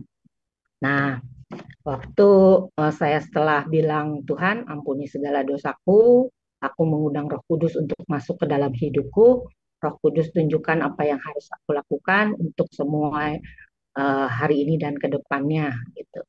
Jadi setelah itu saya diingatkan kembali bahwa uh, apa namanya deklarasi apa yang harus kita deklarasikan, yang kita inginkan tentang kuasa perkataan. Jadi saya berusaha untuk setiap saya keluar rumah, saya perkatakan bahwa apa yang ditutup oleh iblis, apa yang membuat usaha saya tidak ada orderan, saya patahkan, saya hancurkan, saya urapi rumah, saya berdoa terus, ambil berkat, eh, terus saya ucapkan seperti yang Bu Ana bilang, ucapkan, perkatakan firman, saya perkatakan firman, semua saya perkatakan, tiap saya ingat saya perkatakan, dan puji Tuhan, mulai kemarin orderan sudah banyak, dari yang kue, puding sampai kue kering pun udah mulai banyak berlusin-lusin. Jadi puji nama Tuhan, memang sebenarnya apa yang Bu Ana bilang bahwa kita itu harus terkoneksi dengan ruang tahta. Kalaupun kita istilahnya waktu saat itu kita berada di luar, cepat-cepat kita minta ampun kepada Tuhan dan berusaha untuk kalau kaya itu berusaha untuk memulai dari nol kembali. Apa yang kita pernah tinggalkan, mungkin Tuhan pengen kita lebih dekat sama Tuhan, Tuhan pengen kita lebih bisa berbicara banyak dengan kita, ya kita berusaha untuk kembali ke seperti itu. Jadi dengan apa yang Bu Ana sampaikan hari ini, saya kok merasa pas banget ya dengan apa yang beberapa hari ini saya kerjakan gitu. Jadi karena saya juga melihat dari khotbah-khotbah Bu Ana yang lalu-lalu, saya baca-baca kembali di dalam buku-buku catatan saya, dan saya mengambil intisarinya yang saya kerjakan seperti itu. Jadi puji Tuhan, memang apa yang Bu Ana bilang bahwa breakthrough itu datang nggak langsung secara instan. Kita punya apa yang harus kita kerjakan dan apa yang Tuhan harus kerjakan juga. Jadi kalau kita ingin sesuatu, ya kita harus bergerak dulu, kita harus bekerja dulu, kita harus berusaha dulu. Kalau yang kita usahakan sudah maksimal, ya Tuhan pasti akan memberi jawaban atas doa kita. Tapi kalau kita nggak bergerak, kita nggak berusaha, ya Tuhan juga nggak melihat hati kita di mana begitu. Jadi dengan hari ini saya merasa surprise banget karena apa yang saya kerjakan seperti apa yang Bu Ana hari ini ajarkan, jadi luar biasa menambah lagi iman saya untuk bertumbuh, untuk semakin dekat dengan Tuhan dan untuk semakin kuat akan hari-hari ke depan yang mungkin memang nggak mudah. Yang mungkin kemarin-kemarin sempat saya juga takut apakah saya bisa karena saya nggak punya gaji seperti orang-orang gitu ya. Kalau orang-orang yang kerja punya gaji tiap bulan dan pasti. Kalau saya kan gimana orderan. Kalau ada orderan ya saya puji Tuhan. Kalau nggak ada ya saya dari mana? Saya juga menunggu dari anak. Tapi dengan saya bergerak, dengan saya mengikuti apa yang jadi uh, ajarannya Bu Ana, ya saya mengalami hal yang luar biasa. Begitu Bu Ana, terima kasih buat kesaksiannya. Iya, eh, coba Bapak Ibu perhatikan ya. Ketika Tuhan berkata, realitaku itu harus menjadi nomor satu di dalam hidupmu. Ya, tapi seringkali itu kan sulit ya. Apa, bangun tidur kan, wah nggak ada duit gitu kan ya. Bangun tidur, masalahku seabrak-abrak gitu kan. Mari apa yang disampaikan ini ya, satu itu kesadaran realita Tuhan itu nomor satu. Kalau nomor satu itu adalah Tuhan, kita tidak perlu khawatir besok mau makan apa. Besok saya pelayanan, duitnya dari mana? Besok saya kasih makan orang lapas ini duitnya dari mana? Nggak perlu khawatir kayak gitu. Karena apa? Realita Tuhan itu nomor satu di dalam hidup kita. Ya, dan Bu Mika sudah membuktikannya. Walaupun awalnya cemas, takut, tapi kemudian mempelajari lagi, ya kan? Buka-buka lagi pelajarannya, diingatkan lagi. Oh, aku sudah salah ini. Berarti aku sudah di luar Kristus. Berarti aku harus masuk lagi di dalam Kristus. Bahwa aku harus ada di ruang tahta, harus koneksiku dengan ruang tahta harus baik, harus tetap terkoneksi. Maka, iya, hidup kita di bumi seperti di surga. Ya. Dan tadi juga ada kesaksian yang sama, Bu. Sama dengan Bu Mika. Jadi, sekarang itu banyak orang itu kan yang mengeluh lah ya, yang susah, nggak ada duit gitu kan ya. Padahal Tuhan itu sudah memberikan kepada kita setiap orang itu talenta masing-masing ya. Kayak Bu Mika kan pinter masak ya, pinter bikin roti. Ada ibu-ibu yang pinter masak, bikin lauk itu kalau dia bikin sesuatu itu enak sekali. Itu pun bisa menghasilkan sesuatu loh. Dan dia bilang, "Ah, biasanya Bu kalau aku buka PO gini nih, nggak banyak, tapi aku mulai mempraktekkan apa yang disampaikan tentang kuasa perkataan, imajinasi, bagaimana aku menjaga hati dan pikiran. Aku terus disiplinkan itu. Bener loh Bu. Gitu. Aduh, kali ini aku ngalamin. Jadi, apa yang dipelajari di KKS itu tidak hanya teori ya, tidak hanya apa ya, sulit untuk dipraktekkan. Yang apa ya, yang menjadi masalah adalah Bapak Ibu mau mempraktekkan apa enggak. Ya, thank you ya Bu Mika buat kesaksiannya. sangat memberkati. Tidak ada yang sulit ya. Yang sulit adalah membuat pikiranmu terkoneksi dengan ruang tahta. Itu adalah keputusan dan pendisiplinan setiap hari. Saya lagi terngiang-ngiang dengan ucapan begini loh. Kita ini kepengen masuk surga. Tetapi harian kita ini tidak diselaraskan dengan surga. Lah kok pengen masuk surga? Benar nggak? Maksudnya gimana? Surga itu tidak ada kecemasan, surga tidak ada kesedihan, surga tidak ada eh, menipu, surga tidak ada mendendam, kan gitu ya. Surga adanya kasih, mengampuni, surga adanya sukacita, damai sejahtera. Mari kita setiap hari samakan kehidupan kita dengan surga sebagai tanda bahwa kita ini terkoneksi dengan surga. Nek setiap hari isinya marah-marah, khawatir, cemas, takut, ngomel-ngomel, Bapak Ibu sedang mempersiapkan OTW neraka. Wes gitu aja. Gitu saja. Setiap hari isinya kamu ngamuk-ngamuk terus ya. Kemudian salah sangka terus, negatif thinking terus, cemas terus, perkataan-perkataan negatif terus. Engkau sedang tidak mempersiapkan diri masuk di dalam kerajaan. Mari samakan lifestyle kita dengan kerajaan. Kita sedang mendisiplinkan dengan lifestyle kerajaan. Maka sebetulnya kita akan mengalami di bumi seperti di surga. Latihannya dari gitu aja deh, nggak usah yang sulit-sulit. Ya kan? Pakai teori-teori yang sulit-sulit. Praktek firman aja yang gampang-gampang. Bu izin bertanya, apa Julius mau bertanya apa?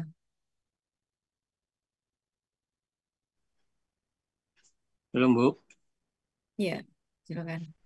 Iya, eh saya masih rancu ini, Bu, tentang apa sih? Menyerahkan apa kehendak kita gitu ya. Hmm. Jadi kan keinginan kita diselaraskan gitu kan ya. Hmm. Nah, itu pengaplikasiannya di kehidupan sehari-hari itu gimana, Bu? Misalnya begini, kita lagi sakit nih, sakit. Kan kita pengennya cepat-cepat sembuh, Bu. Nah, terus pengaplikasiannya kita menyerahkan kehendak kita tuh gimana? Soalnya ada pengajaran lain tuh bilang ya kamu sembuh nggak sembuh tetap percaya begitu kok jadi jadi tumpang tindih gitu Bu.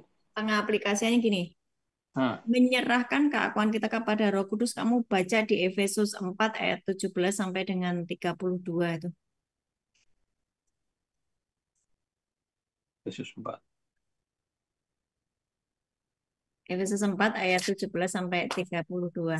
Terus Galatia 6 ayat 19 sampai dengan 23.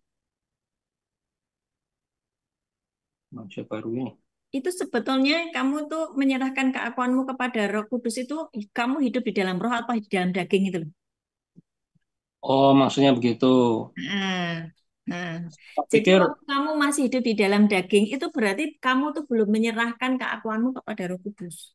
Kamu masih sakarmu dewe gitu. oh Nah, tak pikir waktu tuh kamu masa sakarpe dewe mesti sakit. Wong hmm, nek kamu nyatu dengan Tuhan itu enggak mungkin sakit. Karena Tuhan sudah ngomong, aku tidak akan menimpakan sakit penyakit manapun yang kutimpakan atas Mesir. Kalau hmm, kamu baik-baik mendengarkan suara Tuhan Allahmu, kamu taat, kamu tidak akan sakit. Kan firman ngomong kayak gitu. Nah, hmm. kalaupun kamu sembuh, kalau kamu sakit, Yakobus 5 ayat 14 sampai 16 berkata, kalau kamu sakit, panggil penatua jemaat, mintakan ampun, mintakan dia mendoakan terus, kamu berdoa mintakan ampun, minta ampun oleh si minyak, kamu akan sembuh. Nggak Oh, ada yang rancu. hmm. Oh, Aku mau kepengen cepet sembuh. Lah ya didandani sih. Kamu masih hidup dalam daging apa masih sudah mulai hidup dalam roh? Didandani sih itu. Hmm, Ya, adanya orang sakit biasanya karena dia melanggar firman atau hidup betul, salahnya sendiri. Nek betul, pengen betul. sembuh cepet sembuh, ya ngikutin arahannya supaya sembuh kayak gimana. Nggak ada yang rancu. Iya, tak pikir mengikut apa menyerahkan itu berarti kita nggak boleh pakai apa sih dalam tanda kutip maksa-maksa Tuhan gitu loh. Ya kan kayak kayak apa sih pray until something happen atau apalah gitu loh. Ini ini pemahamanmu dulu yang harus di dasarnya dulu yang dibetulkan. Hmm, Yang saya maksud menyerahkan keakuan kepada Roh Kudus adalah hidup di dalam gitu. daging atau hidup dalam roh. Hidupmu diizinkan dituntun oleh Roh Kudus. Maka kamu sebetulnya sedang menyerahkan keakuanmu kepada Roh Kudus. Oke, oke. Kamu nurut ketika Roh Kudus ngomong apa. Kamu Hmm, ngikutin ketika firman ngomong apa. Itu berarti kamu dituntun oleh Roh Kudus. hmm, Mengizinkan hidupmu dituntun oleh Roh Kudus. Waktu kamu mengizinkan hidupmu dituntun oleh Roh Kudus. Setiap hari berjalan dengan firman, Roh Kudus, firman, Roh Kudus. Bapa di surga akan memberikan Roh Kristus kepadamu. hmm. Oke, oke. Saya yang salah konsep berarti. Oke, oke. Konsepmu masih salah. Iya, iya, oke. Berarti ya, Oke, Bu, paham, Bu, ya. apa yang saya sampaikan ini sebetulnya banyak yang belum belum belum mengerjakan. Banyak yang belum mengerjakan. Padahal mereka sangat aktif di gereja loh. Pelayanan, menjadi hamba Tuhan, melayani, menjadi usher, menjadi worship leader, apapun itu. Betul nggak? Karena tidak konsisten menjaga hidupnya. Ya, ada lagi yang mau bertanya? Oh, ini ada yang nanya. 1 sampai 7 itu apa? 1 sampai 7 yang tadi ya. Nanti ini saya akan ulang-ulang. Kemarin di Jakarta sudah saya sampaikan. Nanti di Semarang, KKS Semarang juga akan saya sampaikan. Tetapi di tengah-tengah antara ibadah KKS Jakarta dan KKS Semarang, itu saya akan membedah 1 sampai 9 ini. Yang sedang kemarin yang sedang dibedah, yang hari ini, yang bulan ini ya, ini adalah munculnya anak-anak kerajaan. 1 sampai 7 itu apa saja? Satu tadi sudah jelas. Prioritas nomor 1 adalah realita hadirat Tuhan. Jadi eh, melek mata itu harus engkau dalam kesadaran bahwa Tuhan Immanuel, Dia Allahku, Allah Jehovah, eh, Jireh, Allah yang menyediakan. Dialah Allah penyembuhku. Dia Immanuel. Aku tidak perlu takut sebab Dia besertaku. Kayak gitu loh. Kesadaran akan realita Tuhan. Yang kedua adalah fokus pada kuasa kebangkitan Kristus. Memiliki roh yang berkemenangan yang beberapa bulan yang lalu ya, bulan Januari ya, nggak salah. Memiliki roh yang berkemenangan. Yang ketiga adalah menjaga hati dan pikiran. Oh, itu sudah terlalu sering di tahun 2024. Kuasa imajinasi dan perkataan. Jaga hati dan pikiran. Yang keempat, penyerahan hak kepada Roh Kudus. Penyerahan hidup kita kepada Roh Kudus yang ini tadi kita bahas ya. Hidup di dalam roh atau hidup di dalam daging.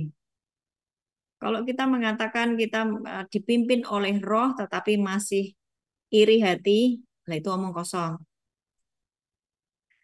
Kamu berkata, aku sudah hidup di dalam roh kok, udah dipimpin oleh roh, tapi kamu masih iri hati.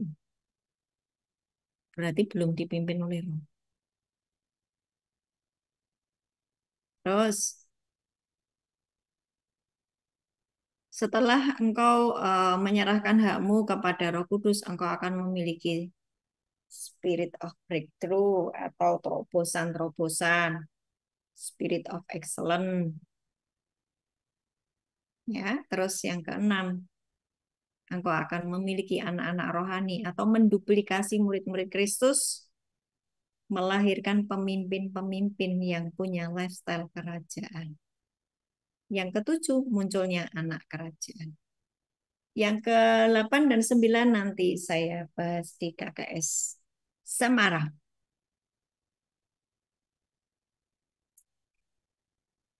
Ada lagi yang mau bertanya? Bu, 9 itu harus saya hafalkan ya. Catat, tulis di tembok. 1, 2, 3 itu harus wajib.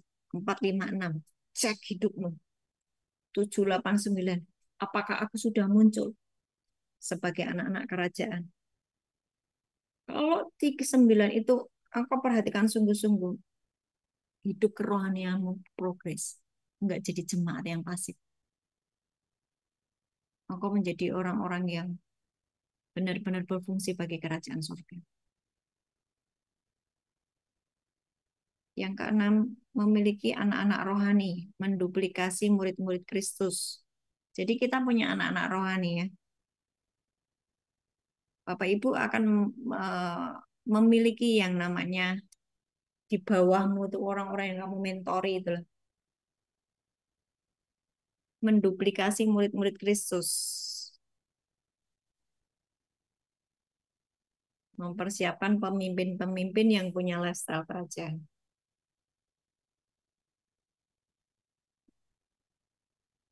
Oke? Ada yang mau bertanya? Sekali lagi terobosan tidak instan. Jangan lagi seperti manusia kita yang dulu. Kejar ibadah sana sini untuk ditumpangi tangan seorang hamba Tuhan. Supaya didoakan terobosan. Tidak ada itu. Tidak ada. Kalau engkau tidak mempersiapkan dirimu, kapasitasmu, karaktermu tidak siap, Tuhan tidak akan memberikan terobosan.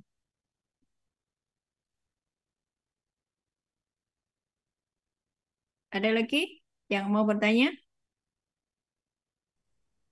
Saya Bu Atau mau Ania, kesaksian? saya mau bertanya Bu. Bu Nivera ya, silakan. Ya, salam, salam Ibu ya. Nggak ada Maaf suaranya ya Bu? tadi, Agak keras deh. sebentar Bu. Oke, ini sudah kedengaran Bu.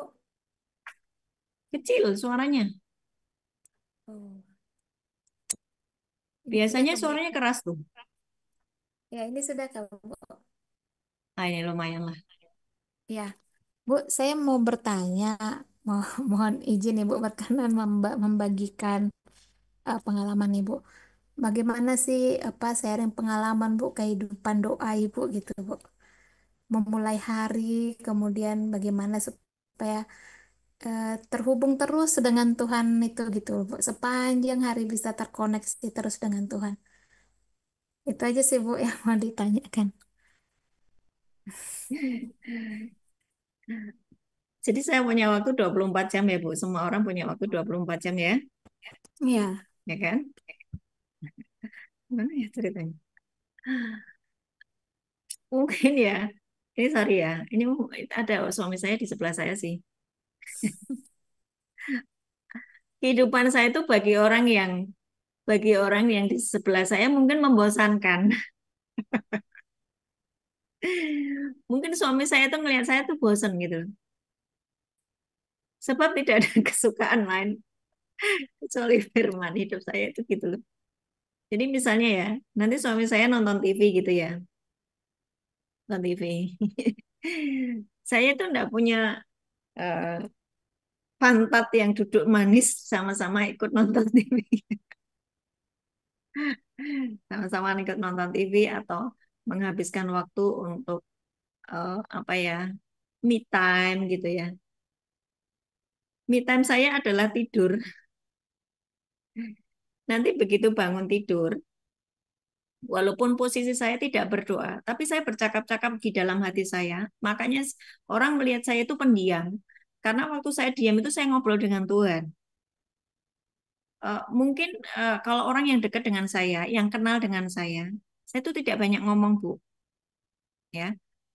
Tapi di saat orang itu ngomong, saya itu bercakap-cakap dengan Tuhan, Tuhan please, ampuni saya, Tuhan please, jangan tinggalin saya, Tuhan ini tolong orang ini, tolong Tuhan, Roh Kudus tolong, kayak gitu loh, ya. Jadi kadang-kadang justru bagi orang-orang di sekitar saya ini membosankan. Kenapa? Saya ini membosankan. Mungkin bagi orang yang melihat saya, yang mungkin suami saya, tapi nggak tahu di apa yang dia rasakan, saya juga nggak tahu. Tadi pun saya ngobrol dengan siapa ya tadi itu? Enggak juga kan. Orang kalau melihat saya, Bu, kok kehidupan ibu itu kok kayaknya enak gitu ya. Iya, mungkin kamu ngelihatnya di luar ya. Mungkin kalau kamu bersama-sama dengan saya 24 jam, kamu akan bosan lihat saya. Jadi yang menarik. Nggak ada yang menarik. Karena saya kesukaannya cuma firman, membaca buku, dan ketika saya diam itu saya ngobrol dengan Tuhan. Dan berdoa saya bukan berdoa yang harus di ruang doa 7 jam gitu, enggak lah. Nah, kalau saya di ruang doa 7 jam, rumah saya kapiran. Ya, kamu tahu kapiran nggak? Berantakan. Karena saya nggak punya pembantu. Dan Tuhan percayakan 2 rumah di dalam diri saya, ada di rumah Bukit Sari yang untuk ibadah itu juga tidak ada pembantu. Jadi saya dengan suami itu kerjasama untuk membereskan rumah, membersihkan rumah, dan rumah itu harus bersih karena kita dipercayakan Tuhan itu sebuah berkat, tidak boleh kita yang yang semaunya gitu loh. Karena ini kan berkat dari Tuhan. Saya belajar untuk bertanggung jawab terhadap apa yang Tuhan percayakan kepada saya. Misalnya mobil ya. Mobil saya dan suami saling bekerja sama. Kalau satu satunya kotor, ya nanti suami atau saya yang membersihkan tanpa harus cerewet-cerewetan, tanpa harus banyak ngomong. Kita tahu apa yang harus kita kerjakan antara suami dan istri. Jadi kita ini jarang jarang konflik ya. Jarang jarang konflik karena apa? Masing-masing tahu apa yang harus dikerjakan. Apalagi sekarang suami saya sudah pensiun, jadi sudah tidak beraktivitas di kantor. 24 jam saya bersama dengan beliau. Kalau dulu kan lumayan lah ya di kantor, jadi saya free. Sekarang saya 24 jam. Tapi semuanya baik-baik saja karena kita masing-masing mengerti tanggung jawab dan tugas tanpa harus saling menyalahkan. Gitu Bu. Harian saya doa tidak harus 7 jam di kamar dan bahasa roh dan begitu enggak. Sembari saya nyuci mobil, sembari saya ngobrol dengan Tuhan, Tuhan, ini begini gini gini gini saya ngobrol. Sembari saya ngepel saya bisa El Shaddai, El Shaddai. Boleh toh? Boleh toh? 24 jam itu saya kerjakan seperti itu. Sembari mungkin saya di kamar mandi, sembari dengerin khotbah, boleh nggak? Boleh. Sembari saya baca buku rohani. Jadi itu kehidupan saya sehari-hari, Bu. Itu yang membuat disiplin untuk terus terkoneksi. Gitu. Biasa saja kan? Nggak ada yang istimewa, membosankan ya.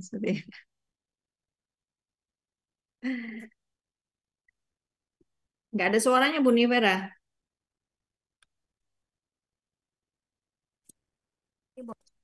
Nggak harus yang atur jadwal pagi jam berapa sampai jam berapa, nggak gitu Bu ya.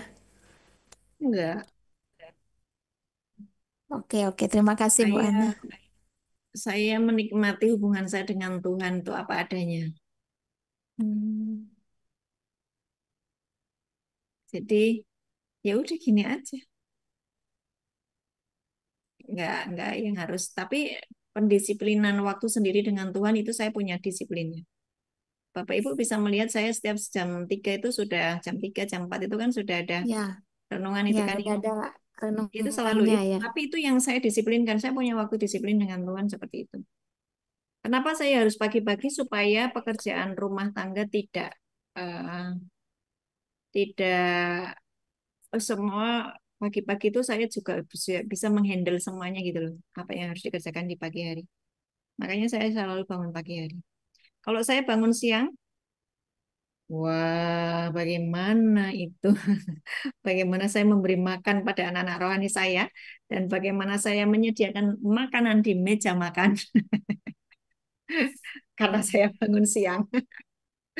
Itu tidak mengerjakan Amsal 31 loh. Pujian untuk istri-istri yang cakap. Ya kan? Bu, itu ayo kita baca yuk, kita baca Bu. Amsal 31 Bu. Pasal 31. Yes. Saya tuh sebetulnya hanya mengerjakan apa yang ditulis aja. Supaya nggak terjadi konflik di dalam keluarga. Puji-pujian untuk istri yang cakap. Coba di ayat 10 sampai dengan 31 itu. Amsal 31 ayat 10 sampai dengan 31. Istri yang cakap siapakah akan mendapatkannya? Ia lebih berharga daripada permata. Hati suaminya percaya kepadanya, suaminya tidak akan kekurangan keuntungan. Ia berbuat baik kepada suaminya dan tidak berbuat jahat sepanjang umurnya. Ia mencari bulu domba dan rami dan senang bekerja dengan tangannya. Jadi ini senang bekerja ya, bukan malas-malasan ya. Ia serupa kapal-kapal saudagar dari jauh, ia mendatangkan makanannya. Ia bangun kalau waktu masih malam. Nah ini loh ayat 15 loh. Istri-istri yang cakap yang disukai Tuhan tuh, ia bangun kalau masih malam. Ini ibu-ibu yang bangunnya siang-siang bertobat. Lah kalau kamu mau Oh, terima disayangi Tuhan itu kasih. kayak gini loh. Ini yang Tuhan yang suka itu kayak gini. Ia bangun kalau masih malam, lalu menyediakan makanan untuk seisi rumahnya dan membagi-bagikan tugas kepada pelayan-pelayan perempuan. Ia membeli sebuah ladang yang diingininya, dan dari hasil tangannya kebun anggur ditanaminya. Ia mengikat pinggangnya dengan kekuatan, ia menguatkan lengannya. Ia tahu bahwa pendapatannya menguntungkan. Pada malam hari pelitanya tidak padam. Tangannya ditaruhnya pada jentera, jari-jarinya memegang pemintal. Ia memberikan tangannya kepada yang tertindas. KKS memberikan tangannya pada yang tertindas ya. Kasih makan di orang-orang penjara. Ia mengulurkan tangannya kepada yang miskin. Ya, kita kerjakan itu. Ia tidak takut pada salju untuk seisi rumahnya, karena seluruh isi rumahnya berpakaian rangkap. Ia membuat bagi dirinya permadani lenan halus dan kain ungu pakaiannya. Suaminya dikenal di pintu gerbang. Bukan dikenal sebagai orang yang korupsi ya.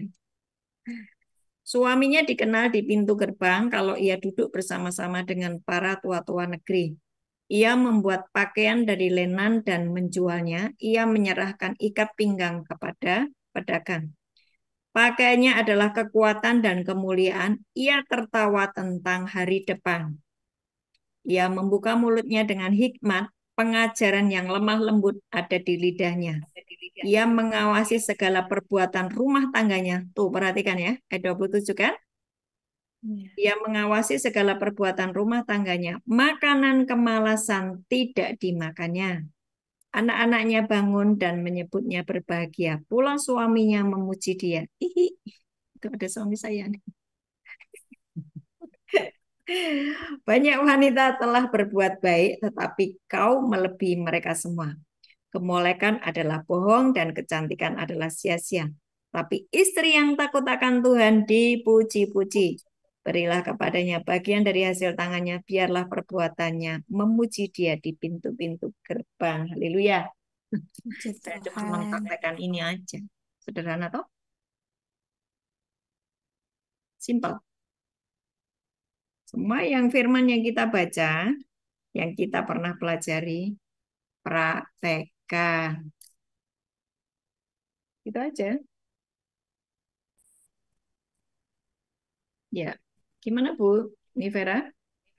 Ya, puji Tuhan. Terima kasih Bu Ana. Nggak ada yang sulit kan?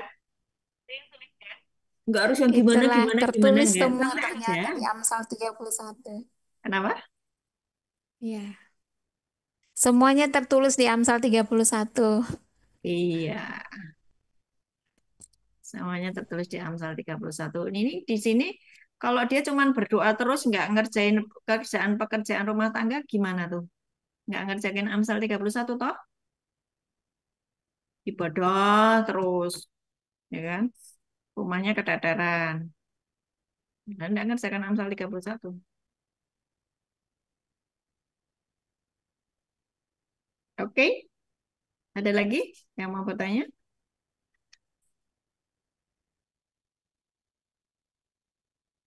Silakan.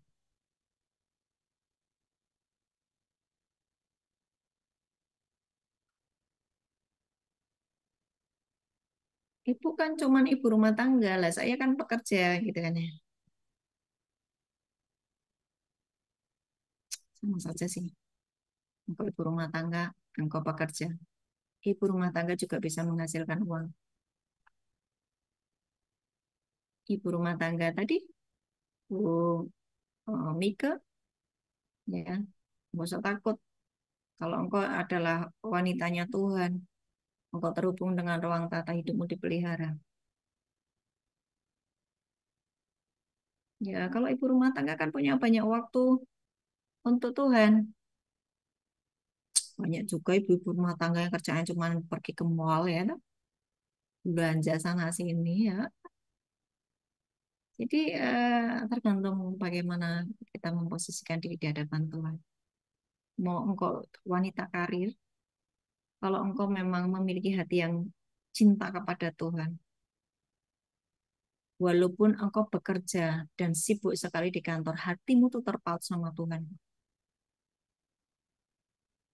Hatimu terpaut sama Tuhan dan 24 jam itu benar-benar engkau terhubung dengan Tuhan. Dan hari-hari ini dibutuhkan orang-orang seperti itu ya, karena Tuhan sedang mencari anak-anaknya untuk dimunculkan. Kenapa? Karena dari pihak neraka, dari pihak kejahatan, itu juga lagi muncul banyak orang jahat. Dari pihak kerajaan, kerajaan butuh anak-anak Tuhan yang dimunculkan, yang siap untuk menjadi representasi dari kehadiran Tuhan. Ada lagi yang mau menyampaikan sesuatu atau bertanya? Atau kesaksian?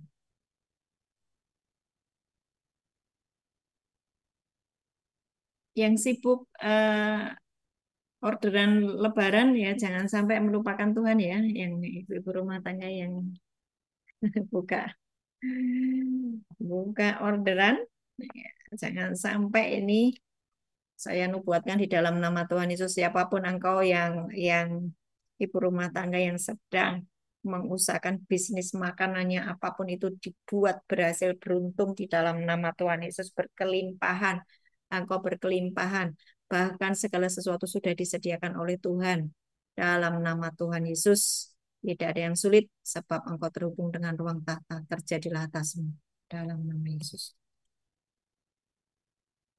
Ada lagi yang mau bertanya?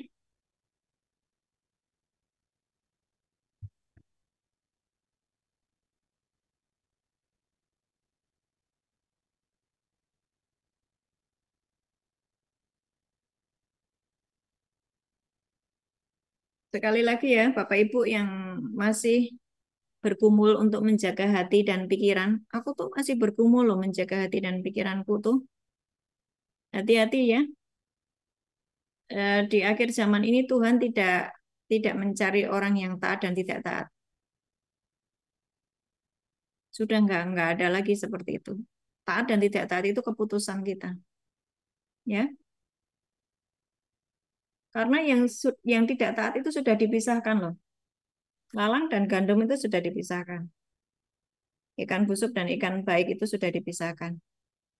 Wanita bijaksana dan wanita bodoh sudah dipisahkan. Nah, yang taat itu diperbesar kapasitas ketaatannya. Maka Yesus berkata, hendaklah engkau sempurna sama seperti Bapamu di surga sempurna. Betul nggak? Jadi engkau yang sudah taat itu makin taat, makin kudus, makin sempurna, makin kudus, makin suci gitu loh, makin benar. Jadi Bapak Ibu hati-hati ya kalau engkau masih punya prinsip, aku masih bergumul loh untuk menjaga hati dan pikiran saya. Hati-hati. Di akhir zaman Tuhan tidak mencari yang taat dan tidak taat. Engkau memutuskan tidak taat terus dipisahkan jadi lalang.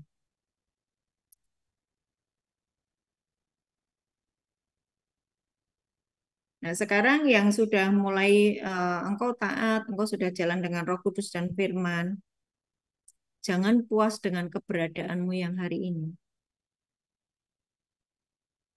Kalau engkau puas, engkau akan stuck dan mengalami yang namanya mati rohani. Memulai dengan roh, mengakhiri dengan daging. Karena apa? Puas. Udah puasa, aku sudah melakukan ini, itu. Jangan puas dengan keberadaanmu sekarang. Teruslah makin sempurna. Sama seperti Bapa di surga, sempurna.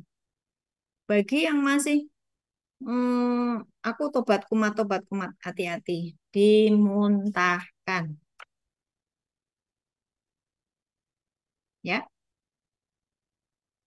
biarin ini tak ulang-ulang terus, tak ingat-ingatin terus.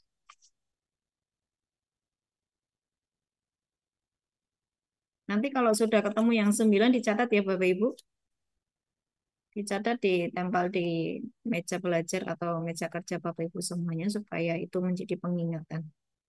Saya rindu bahwa semuanya progres, semuanya dimunculkan sebagai anak-anak kerajaan dan makin serupa dengan Kristus. Tuhan Yesus memberkati. Yuk, sudah selesai? Sebab nggak ada pertanyaan. Ya, pintar-pintar semua ya.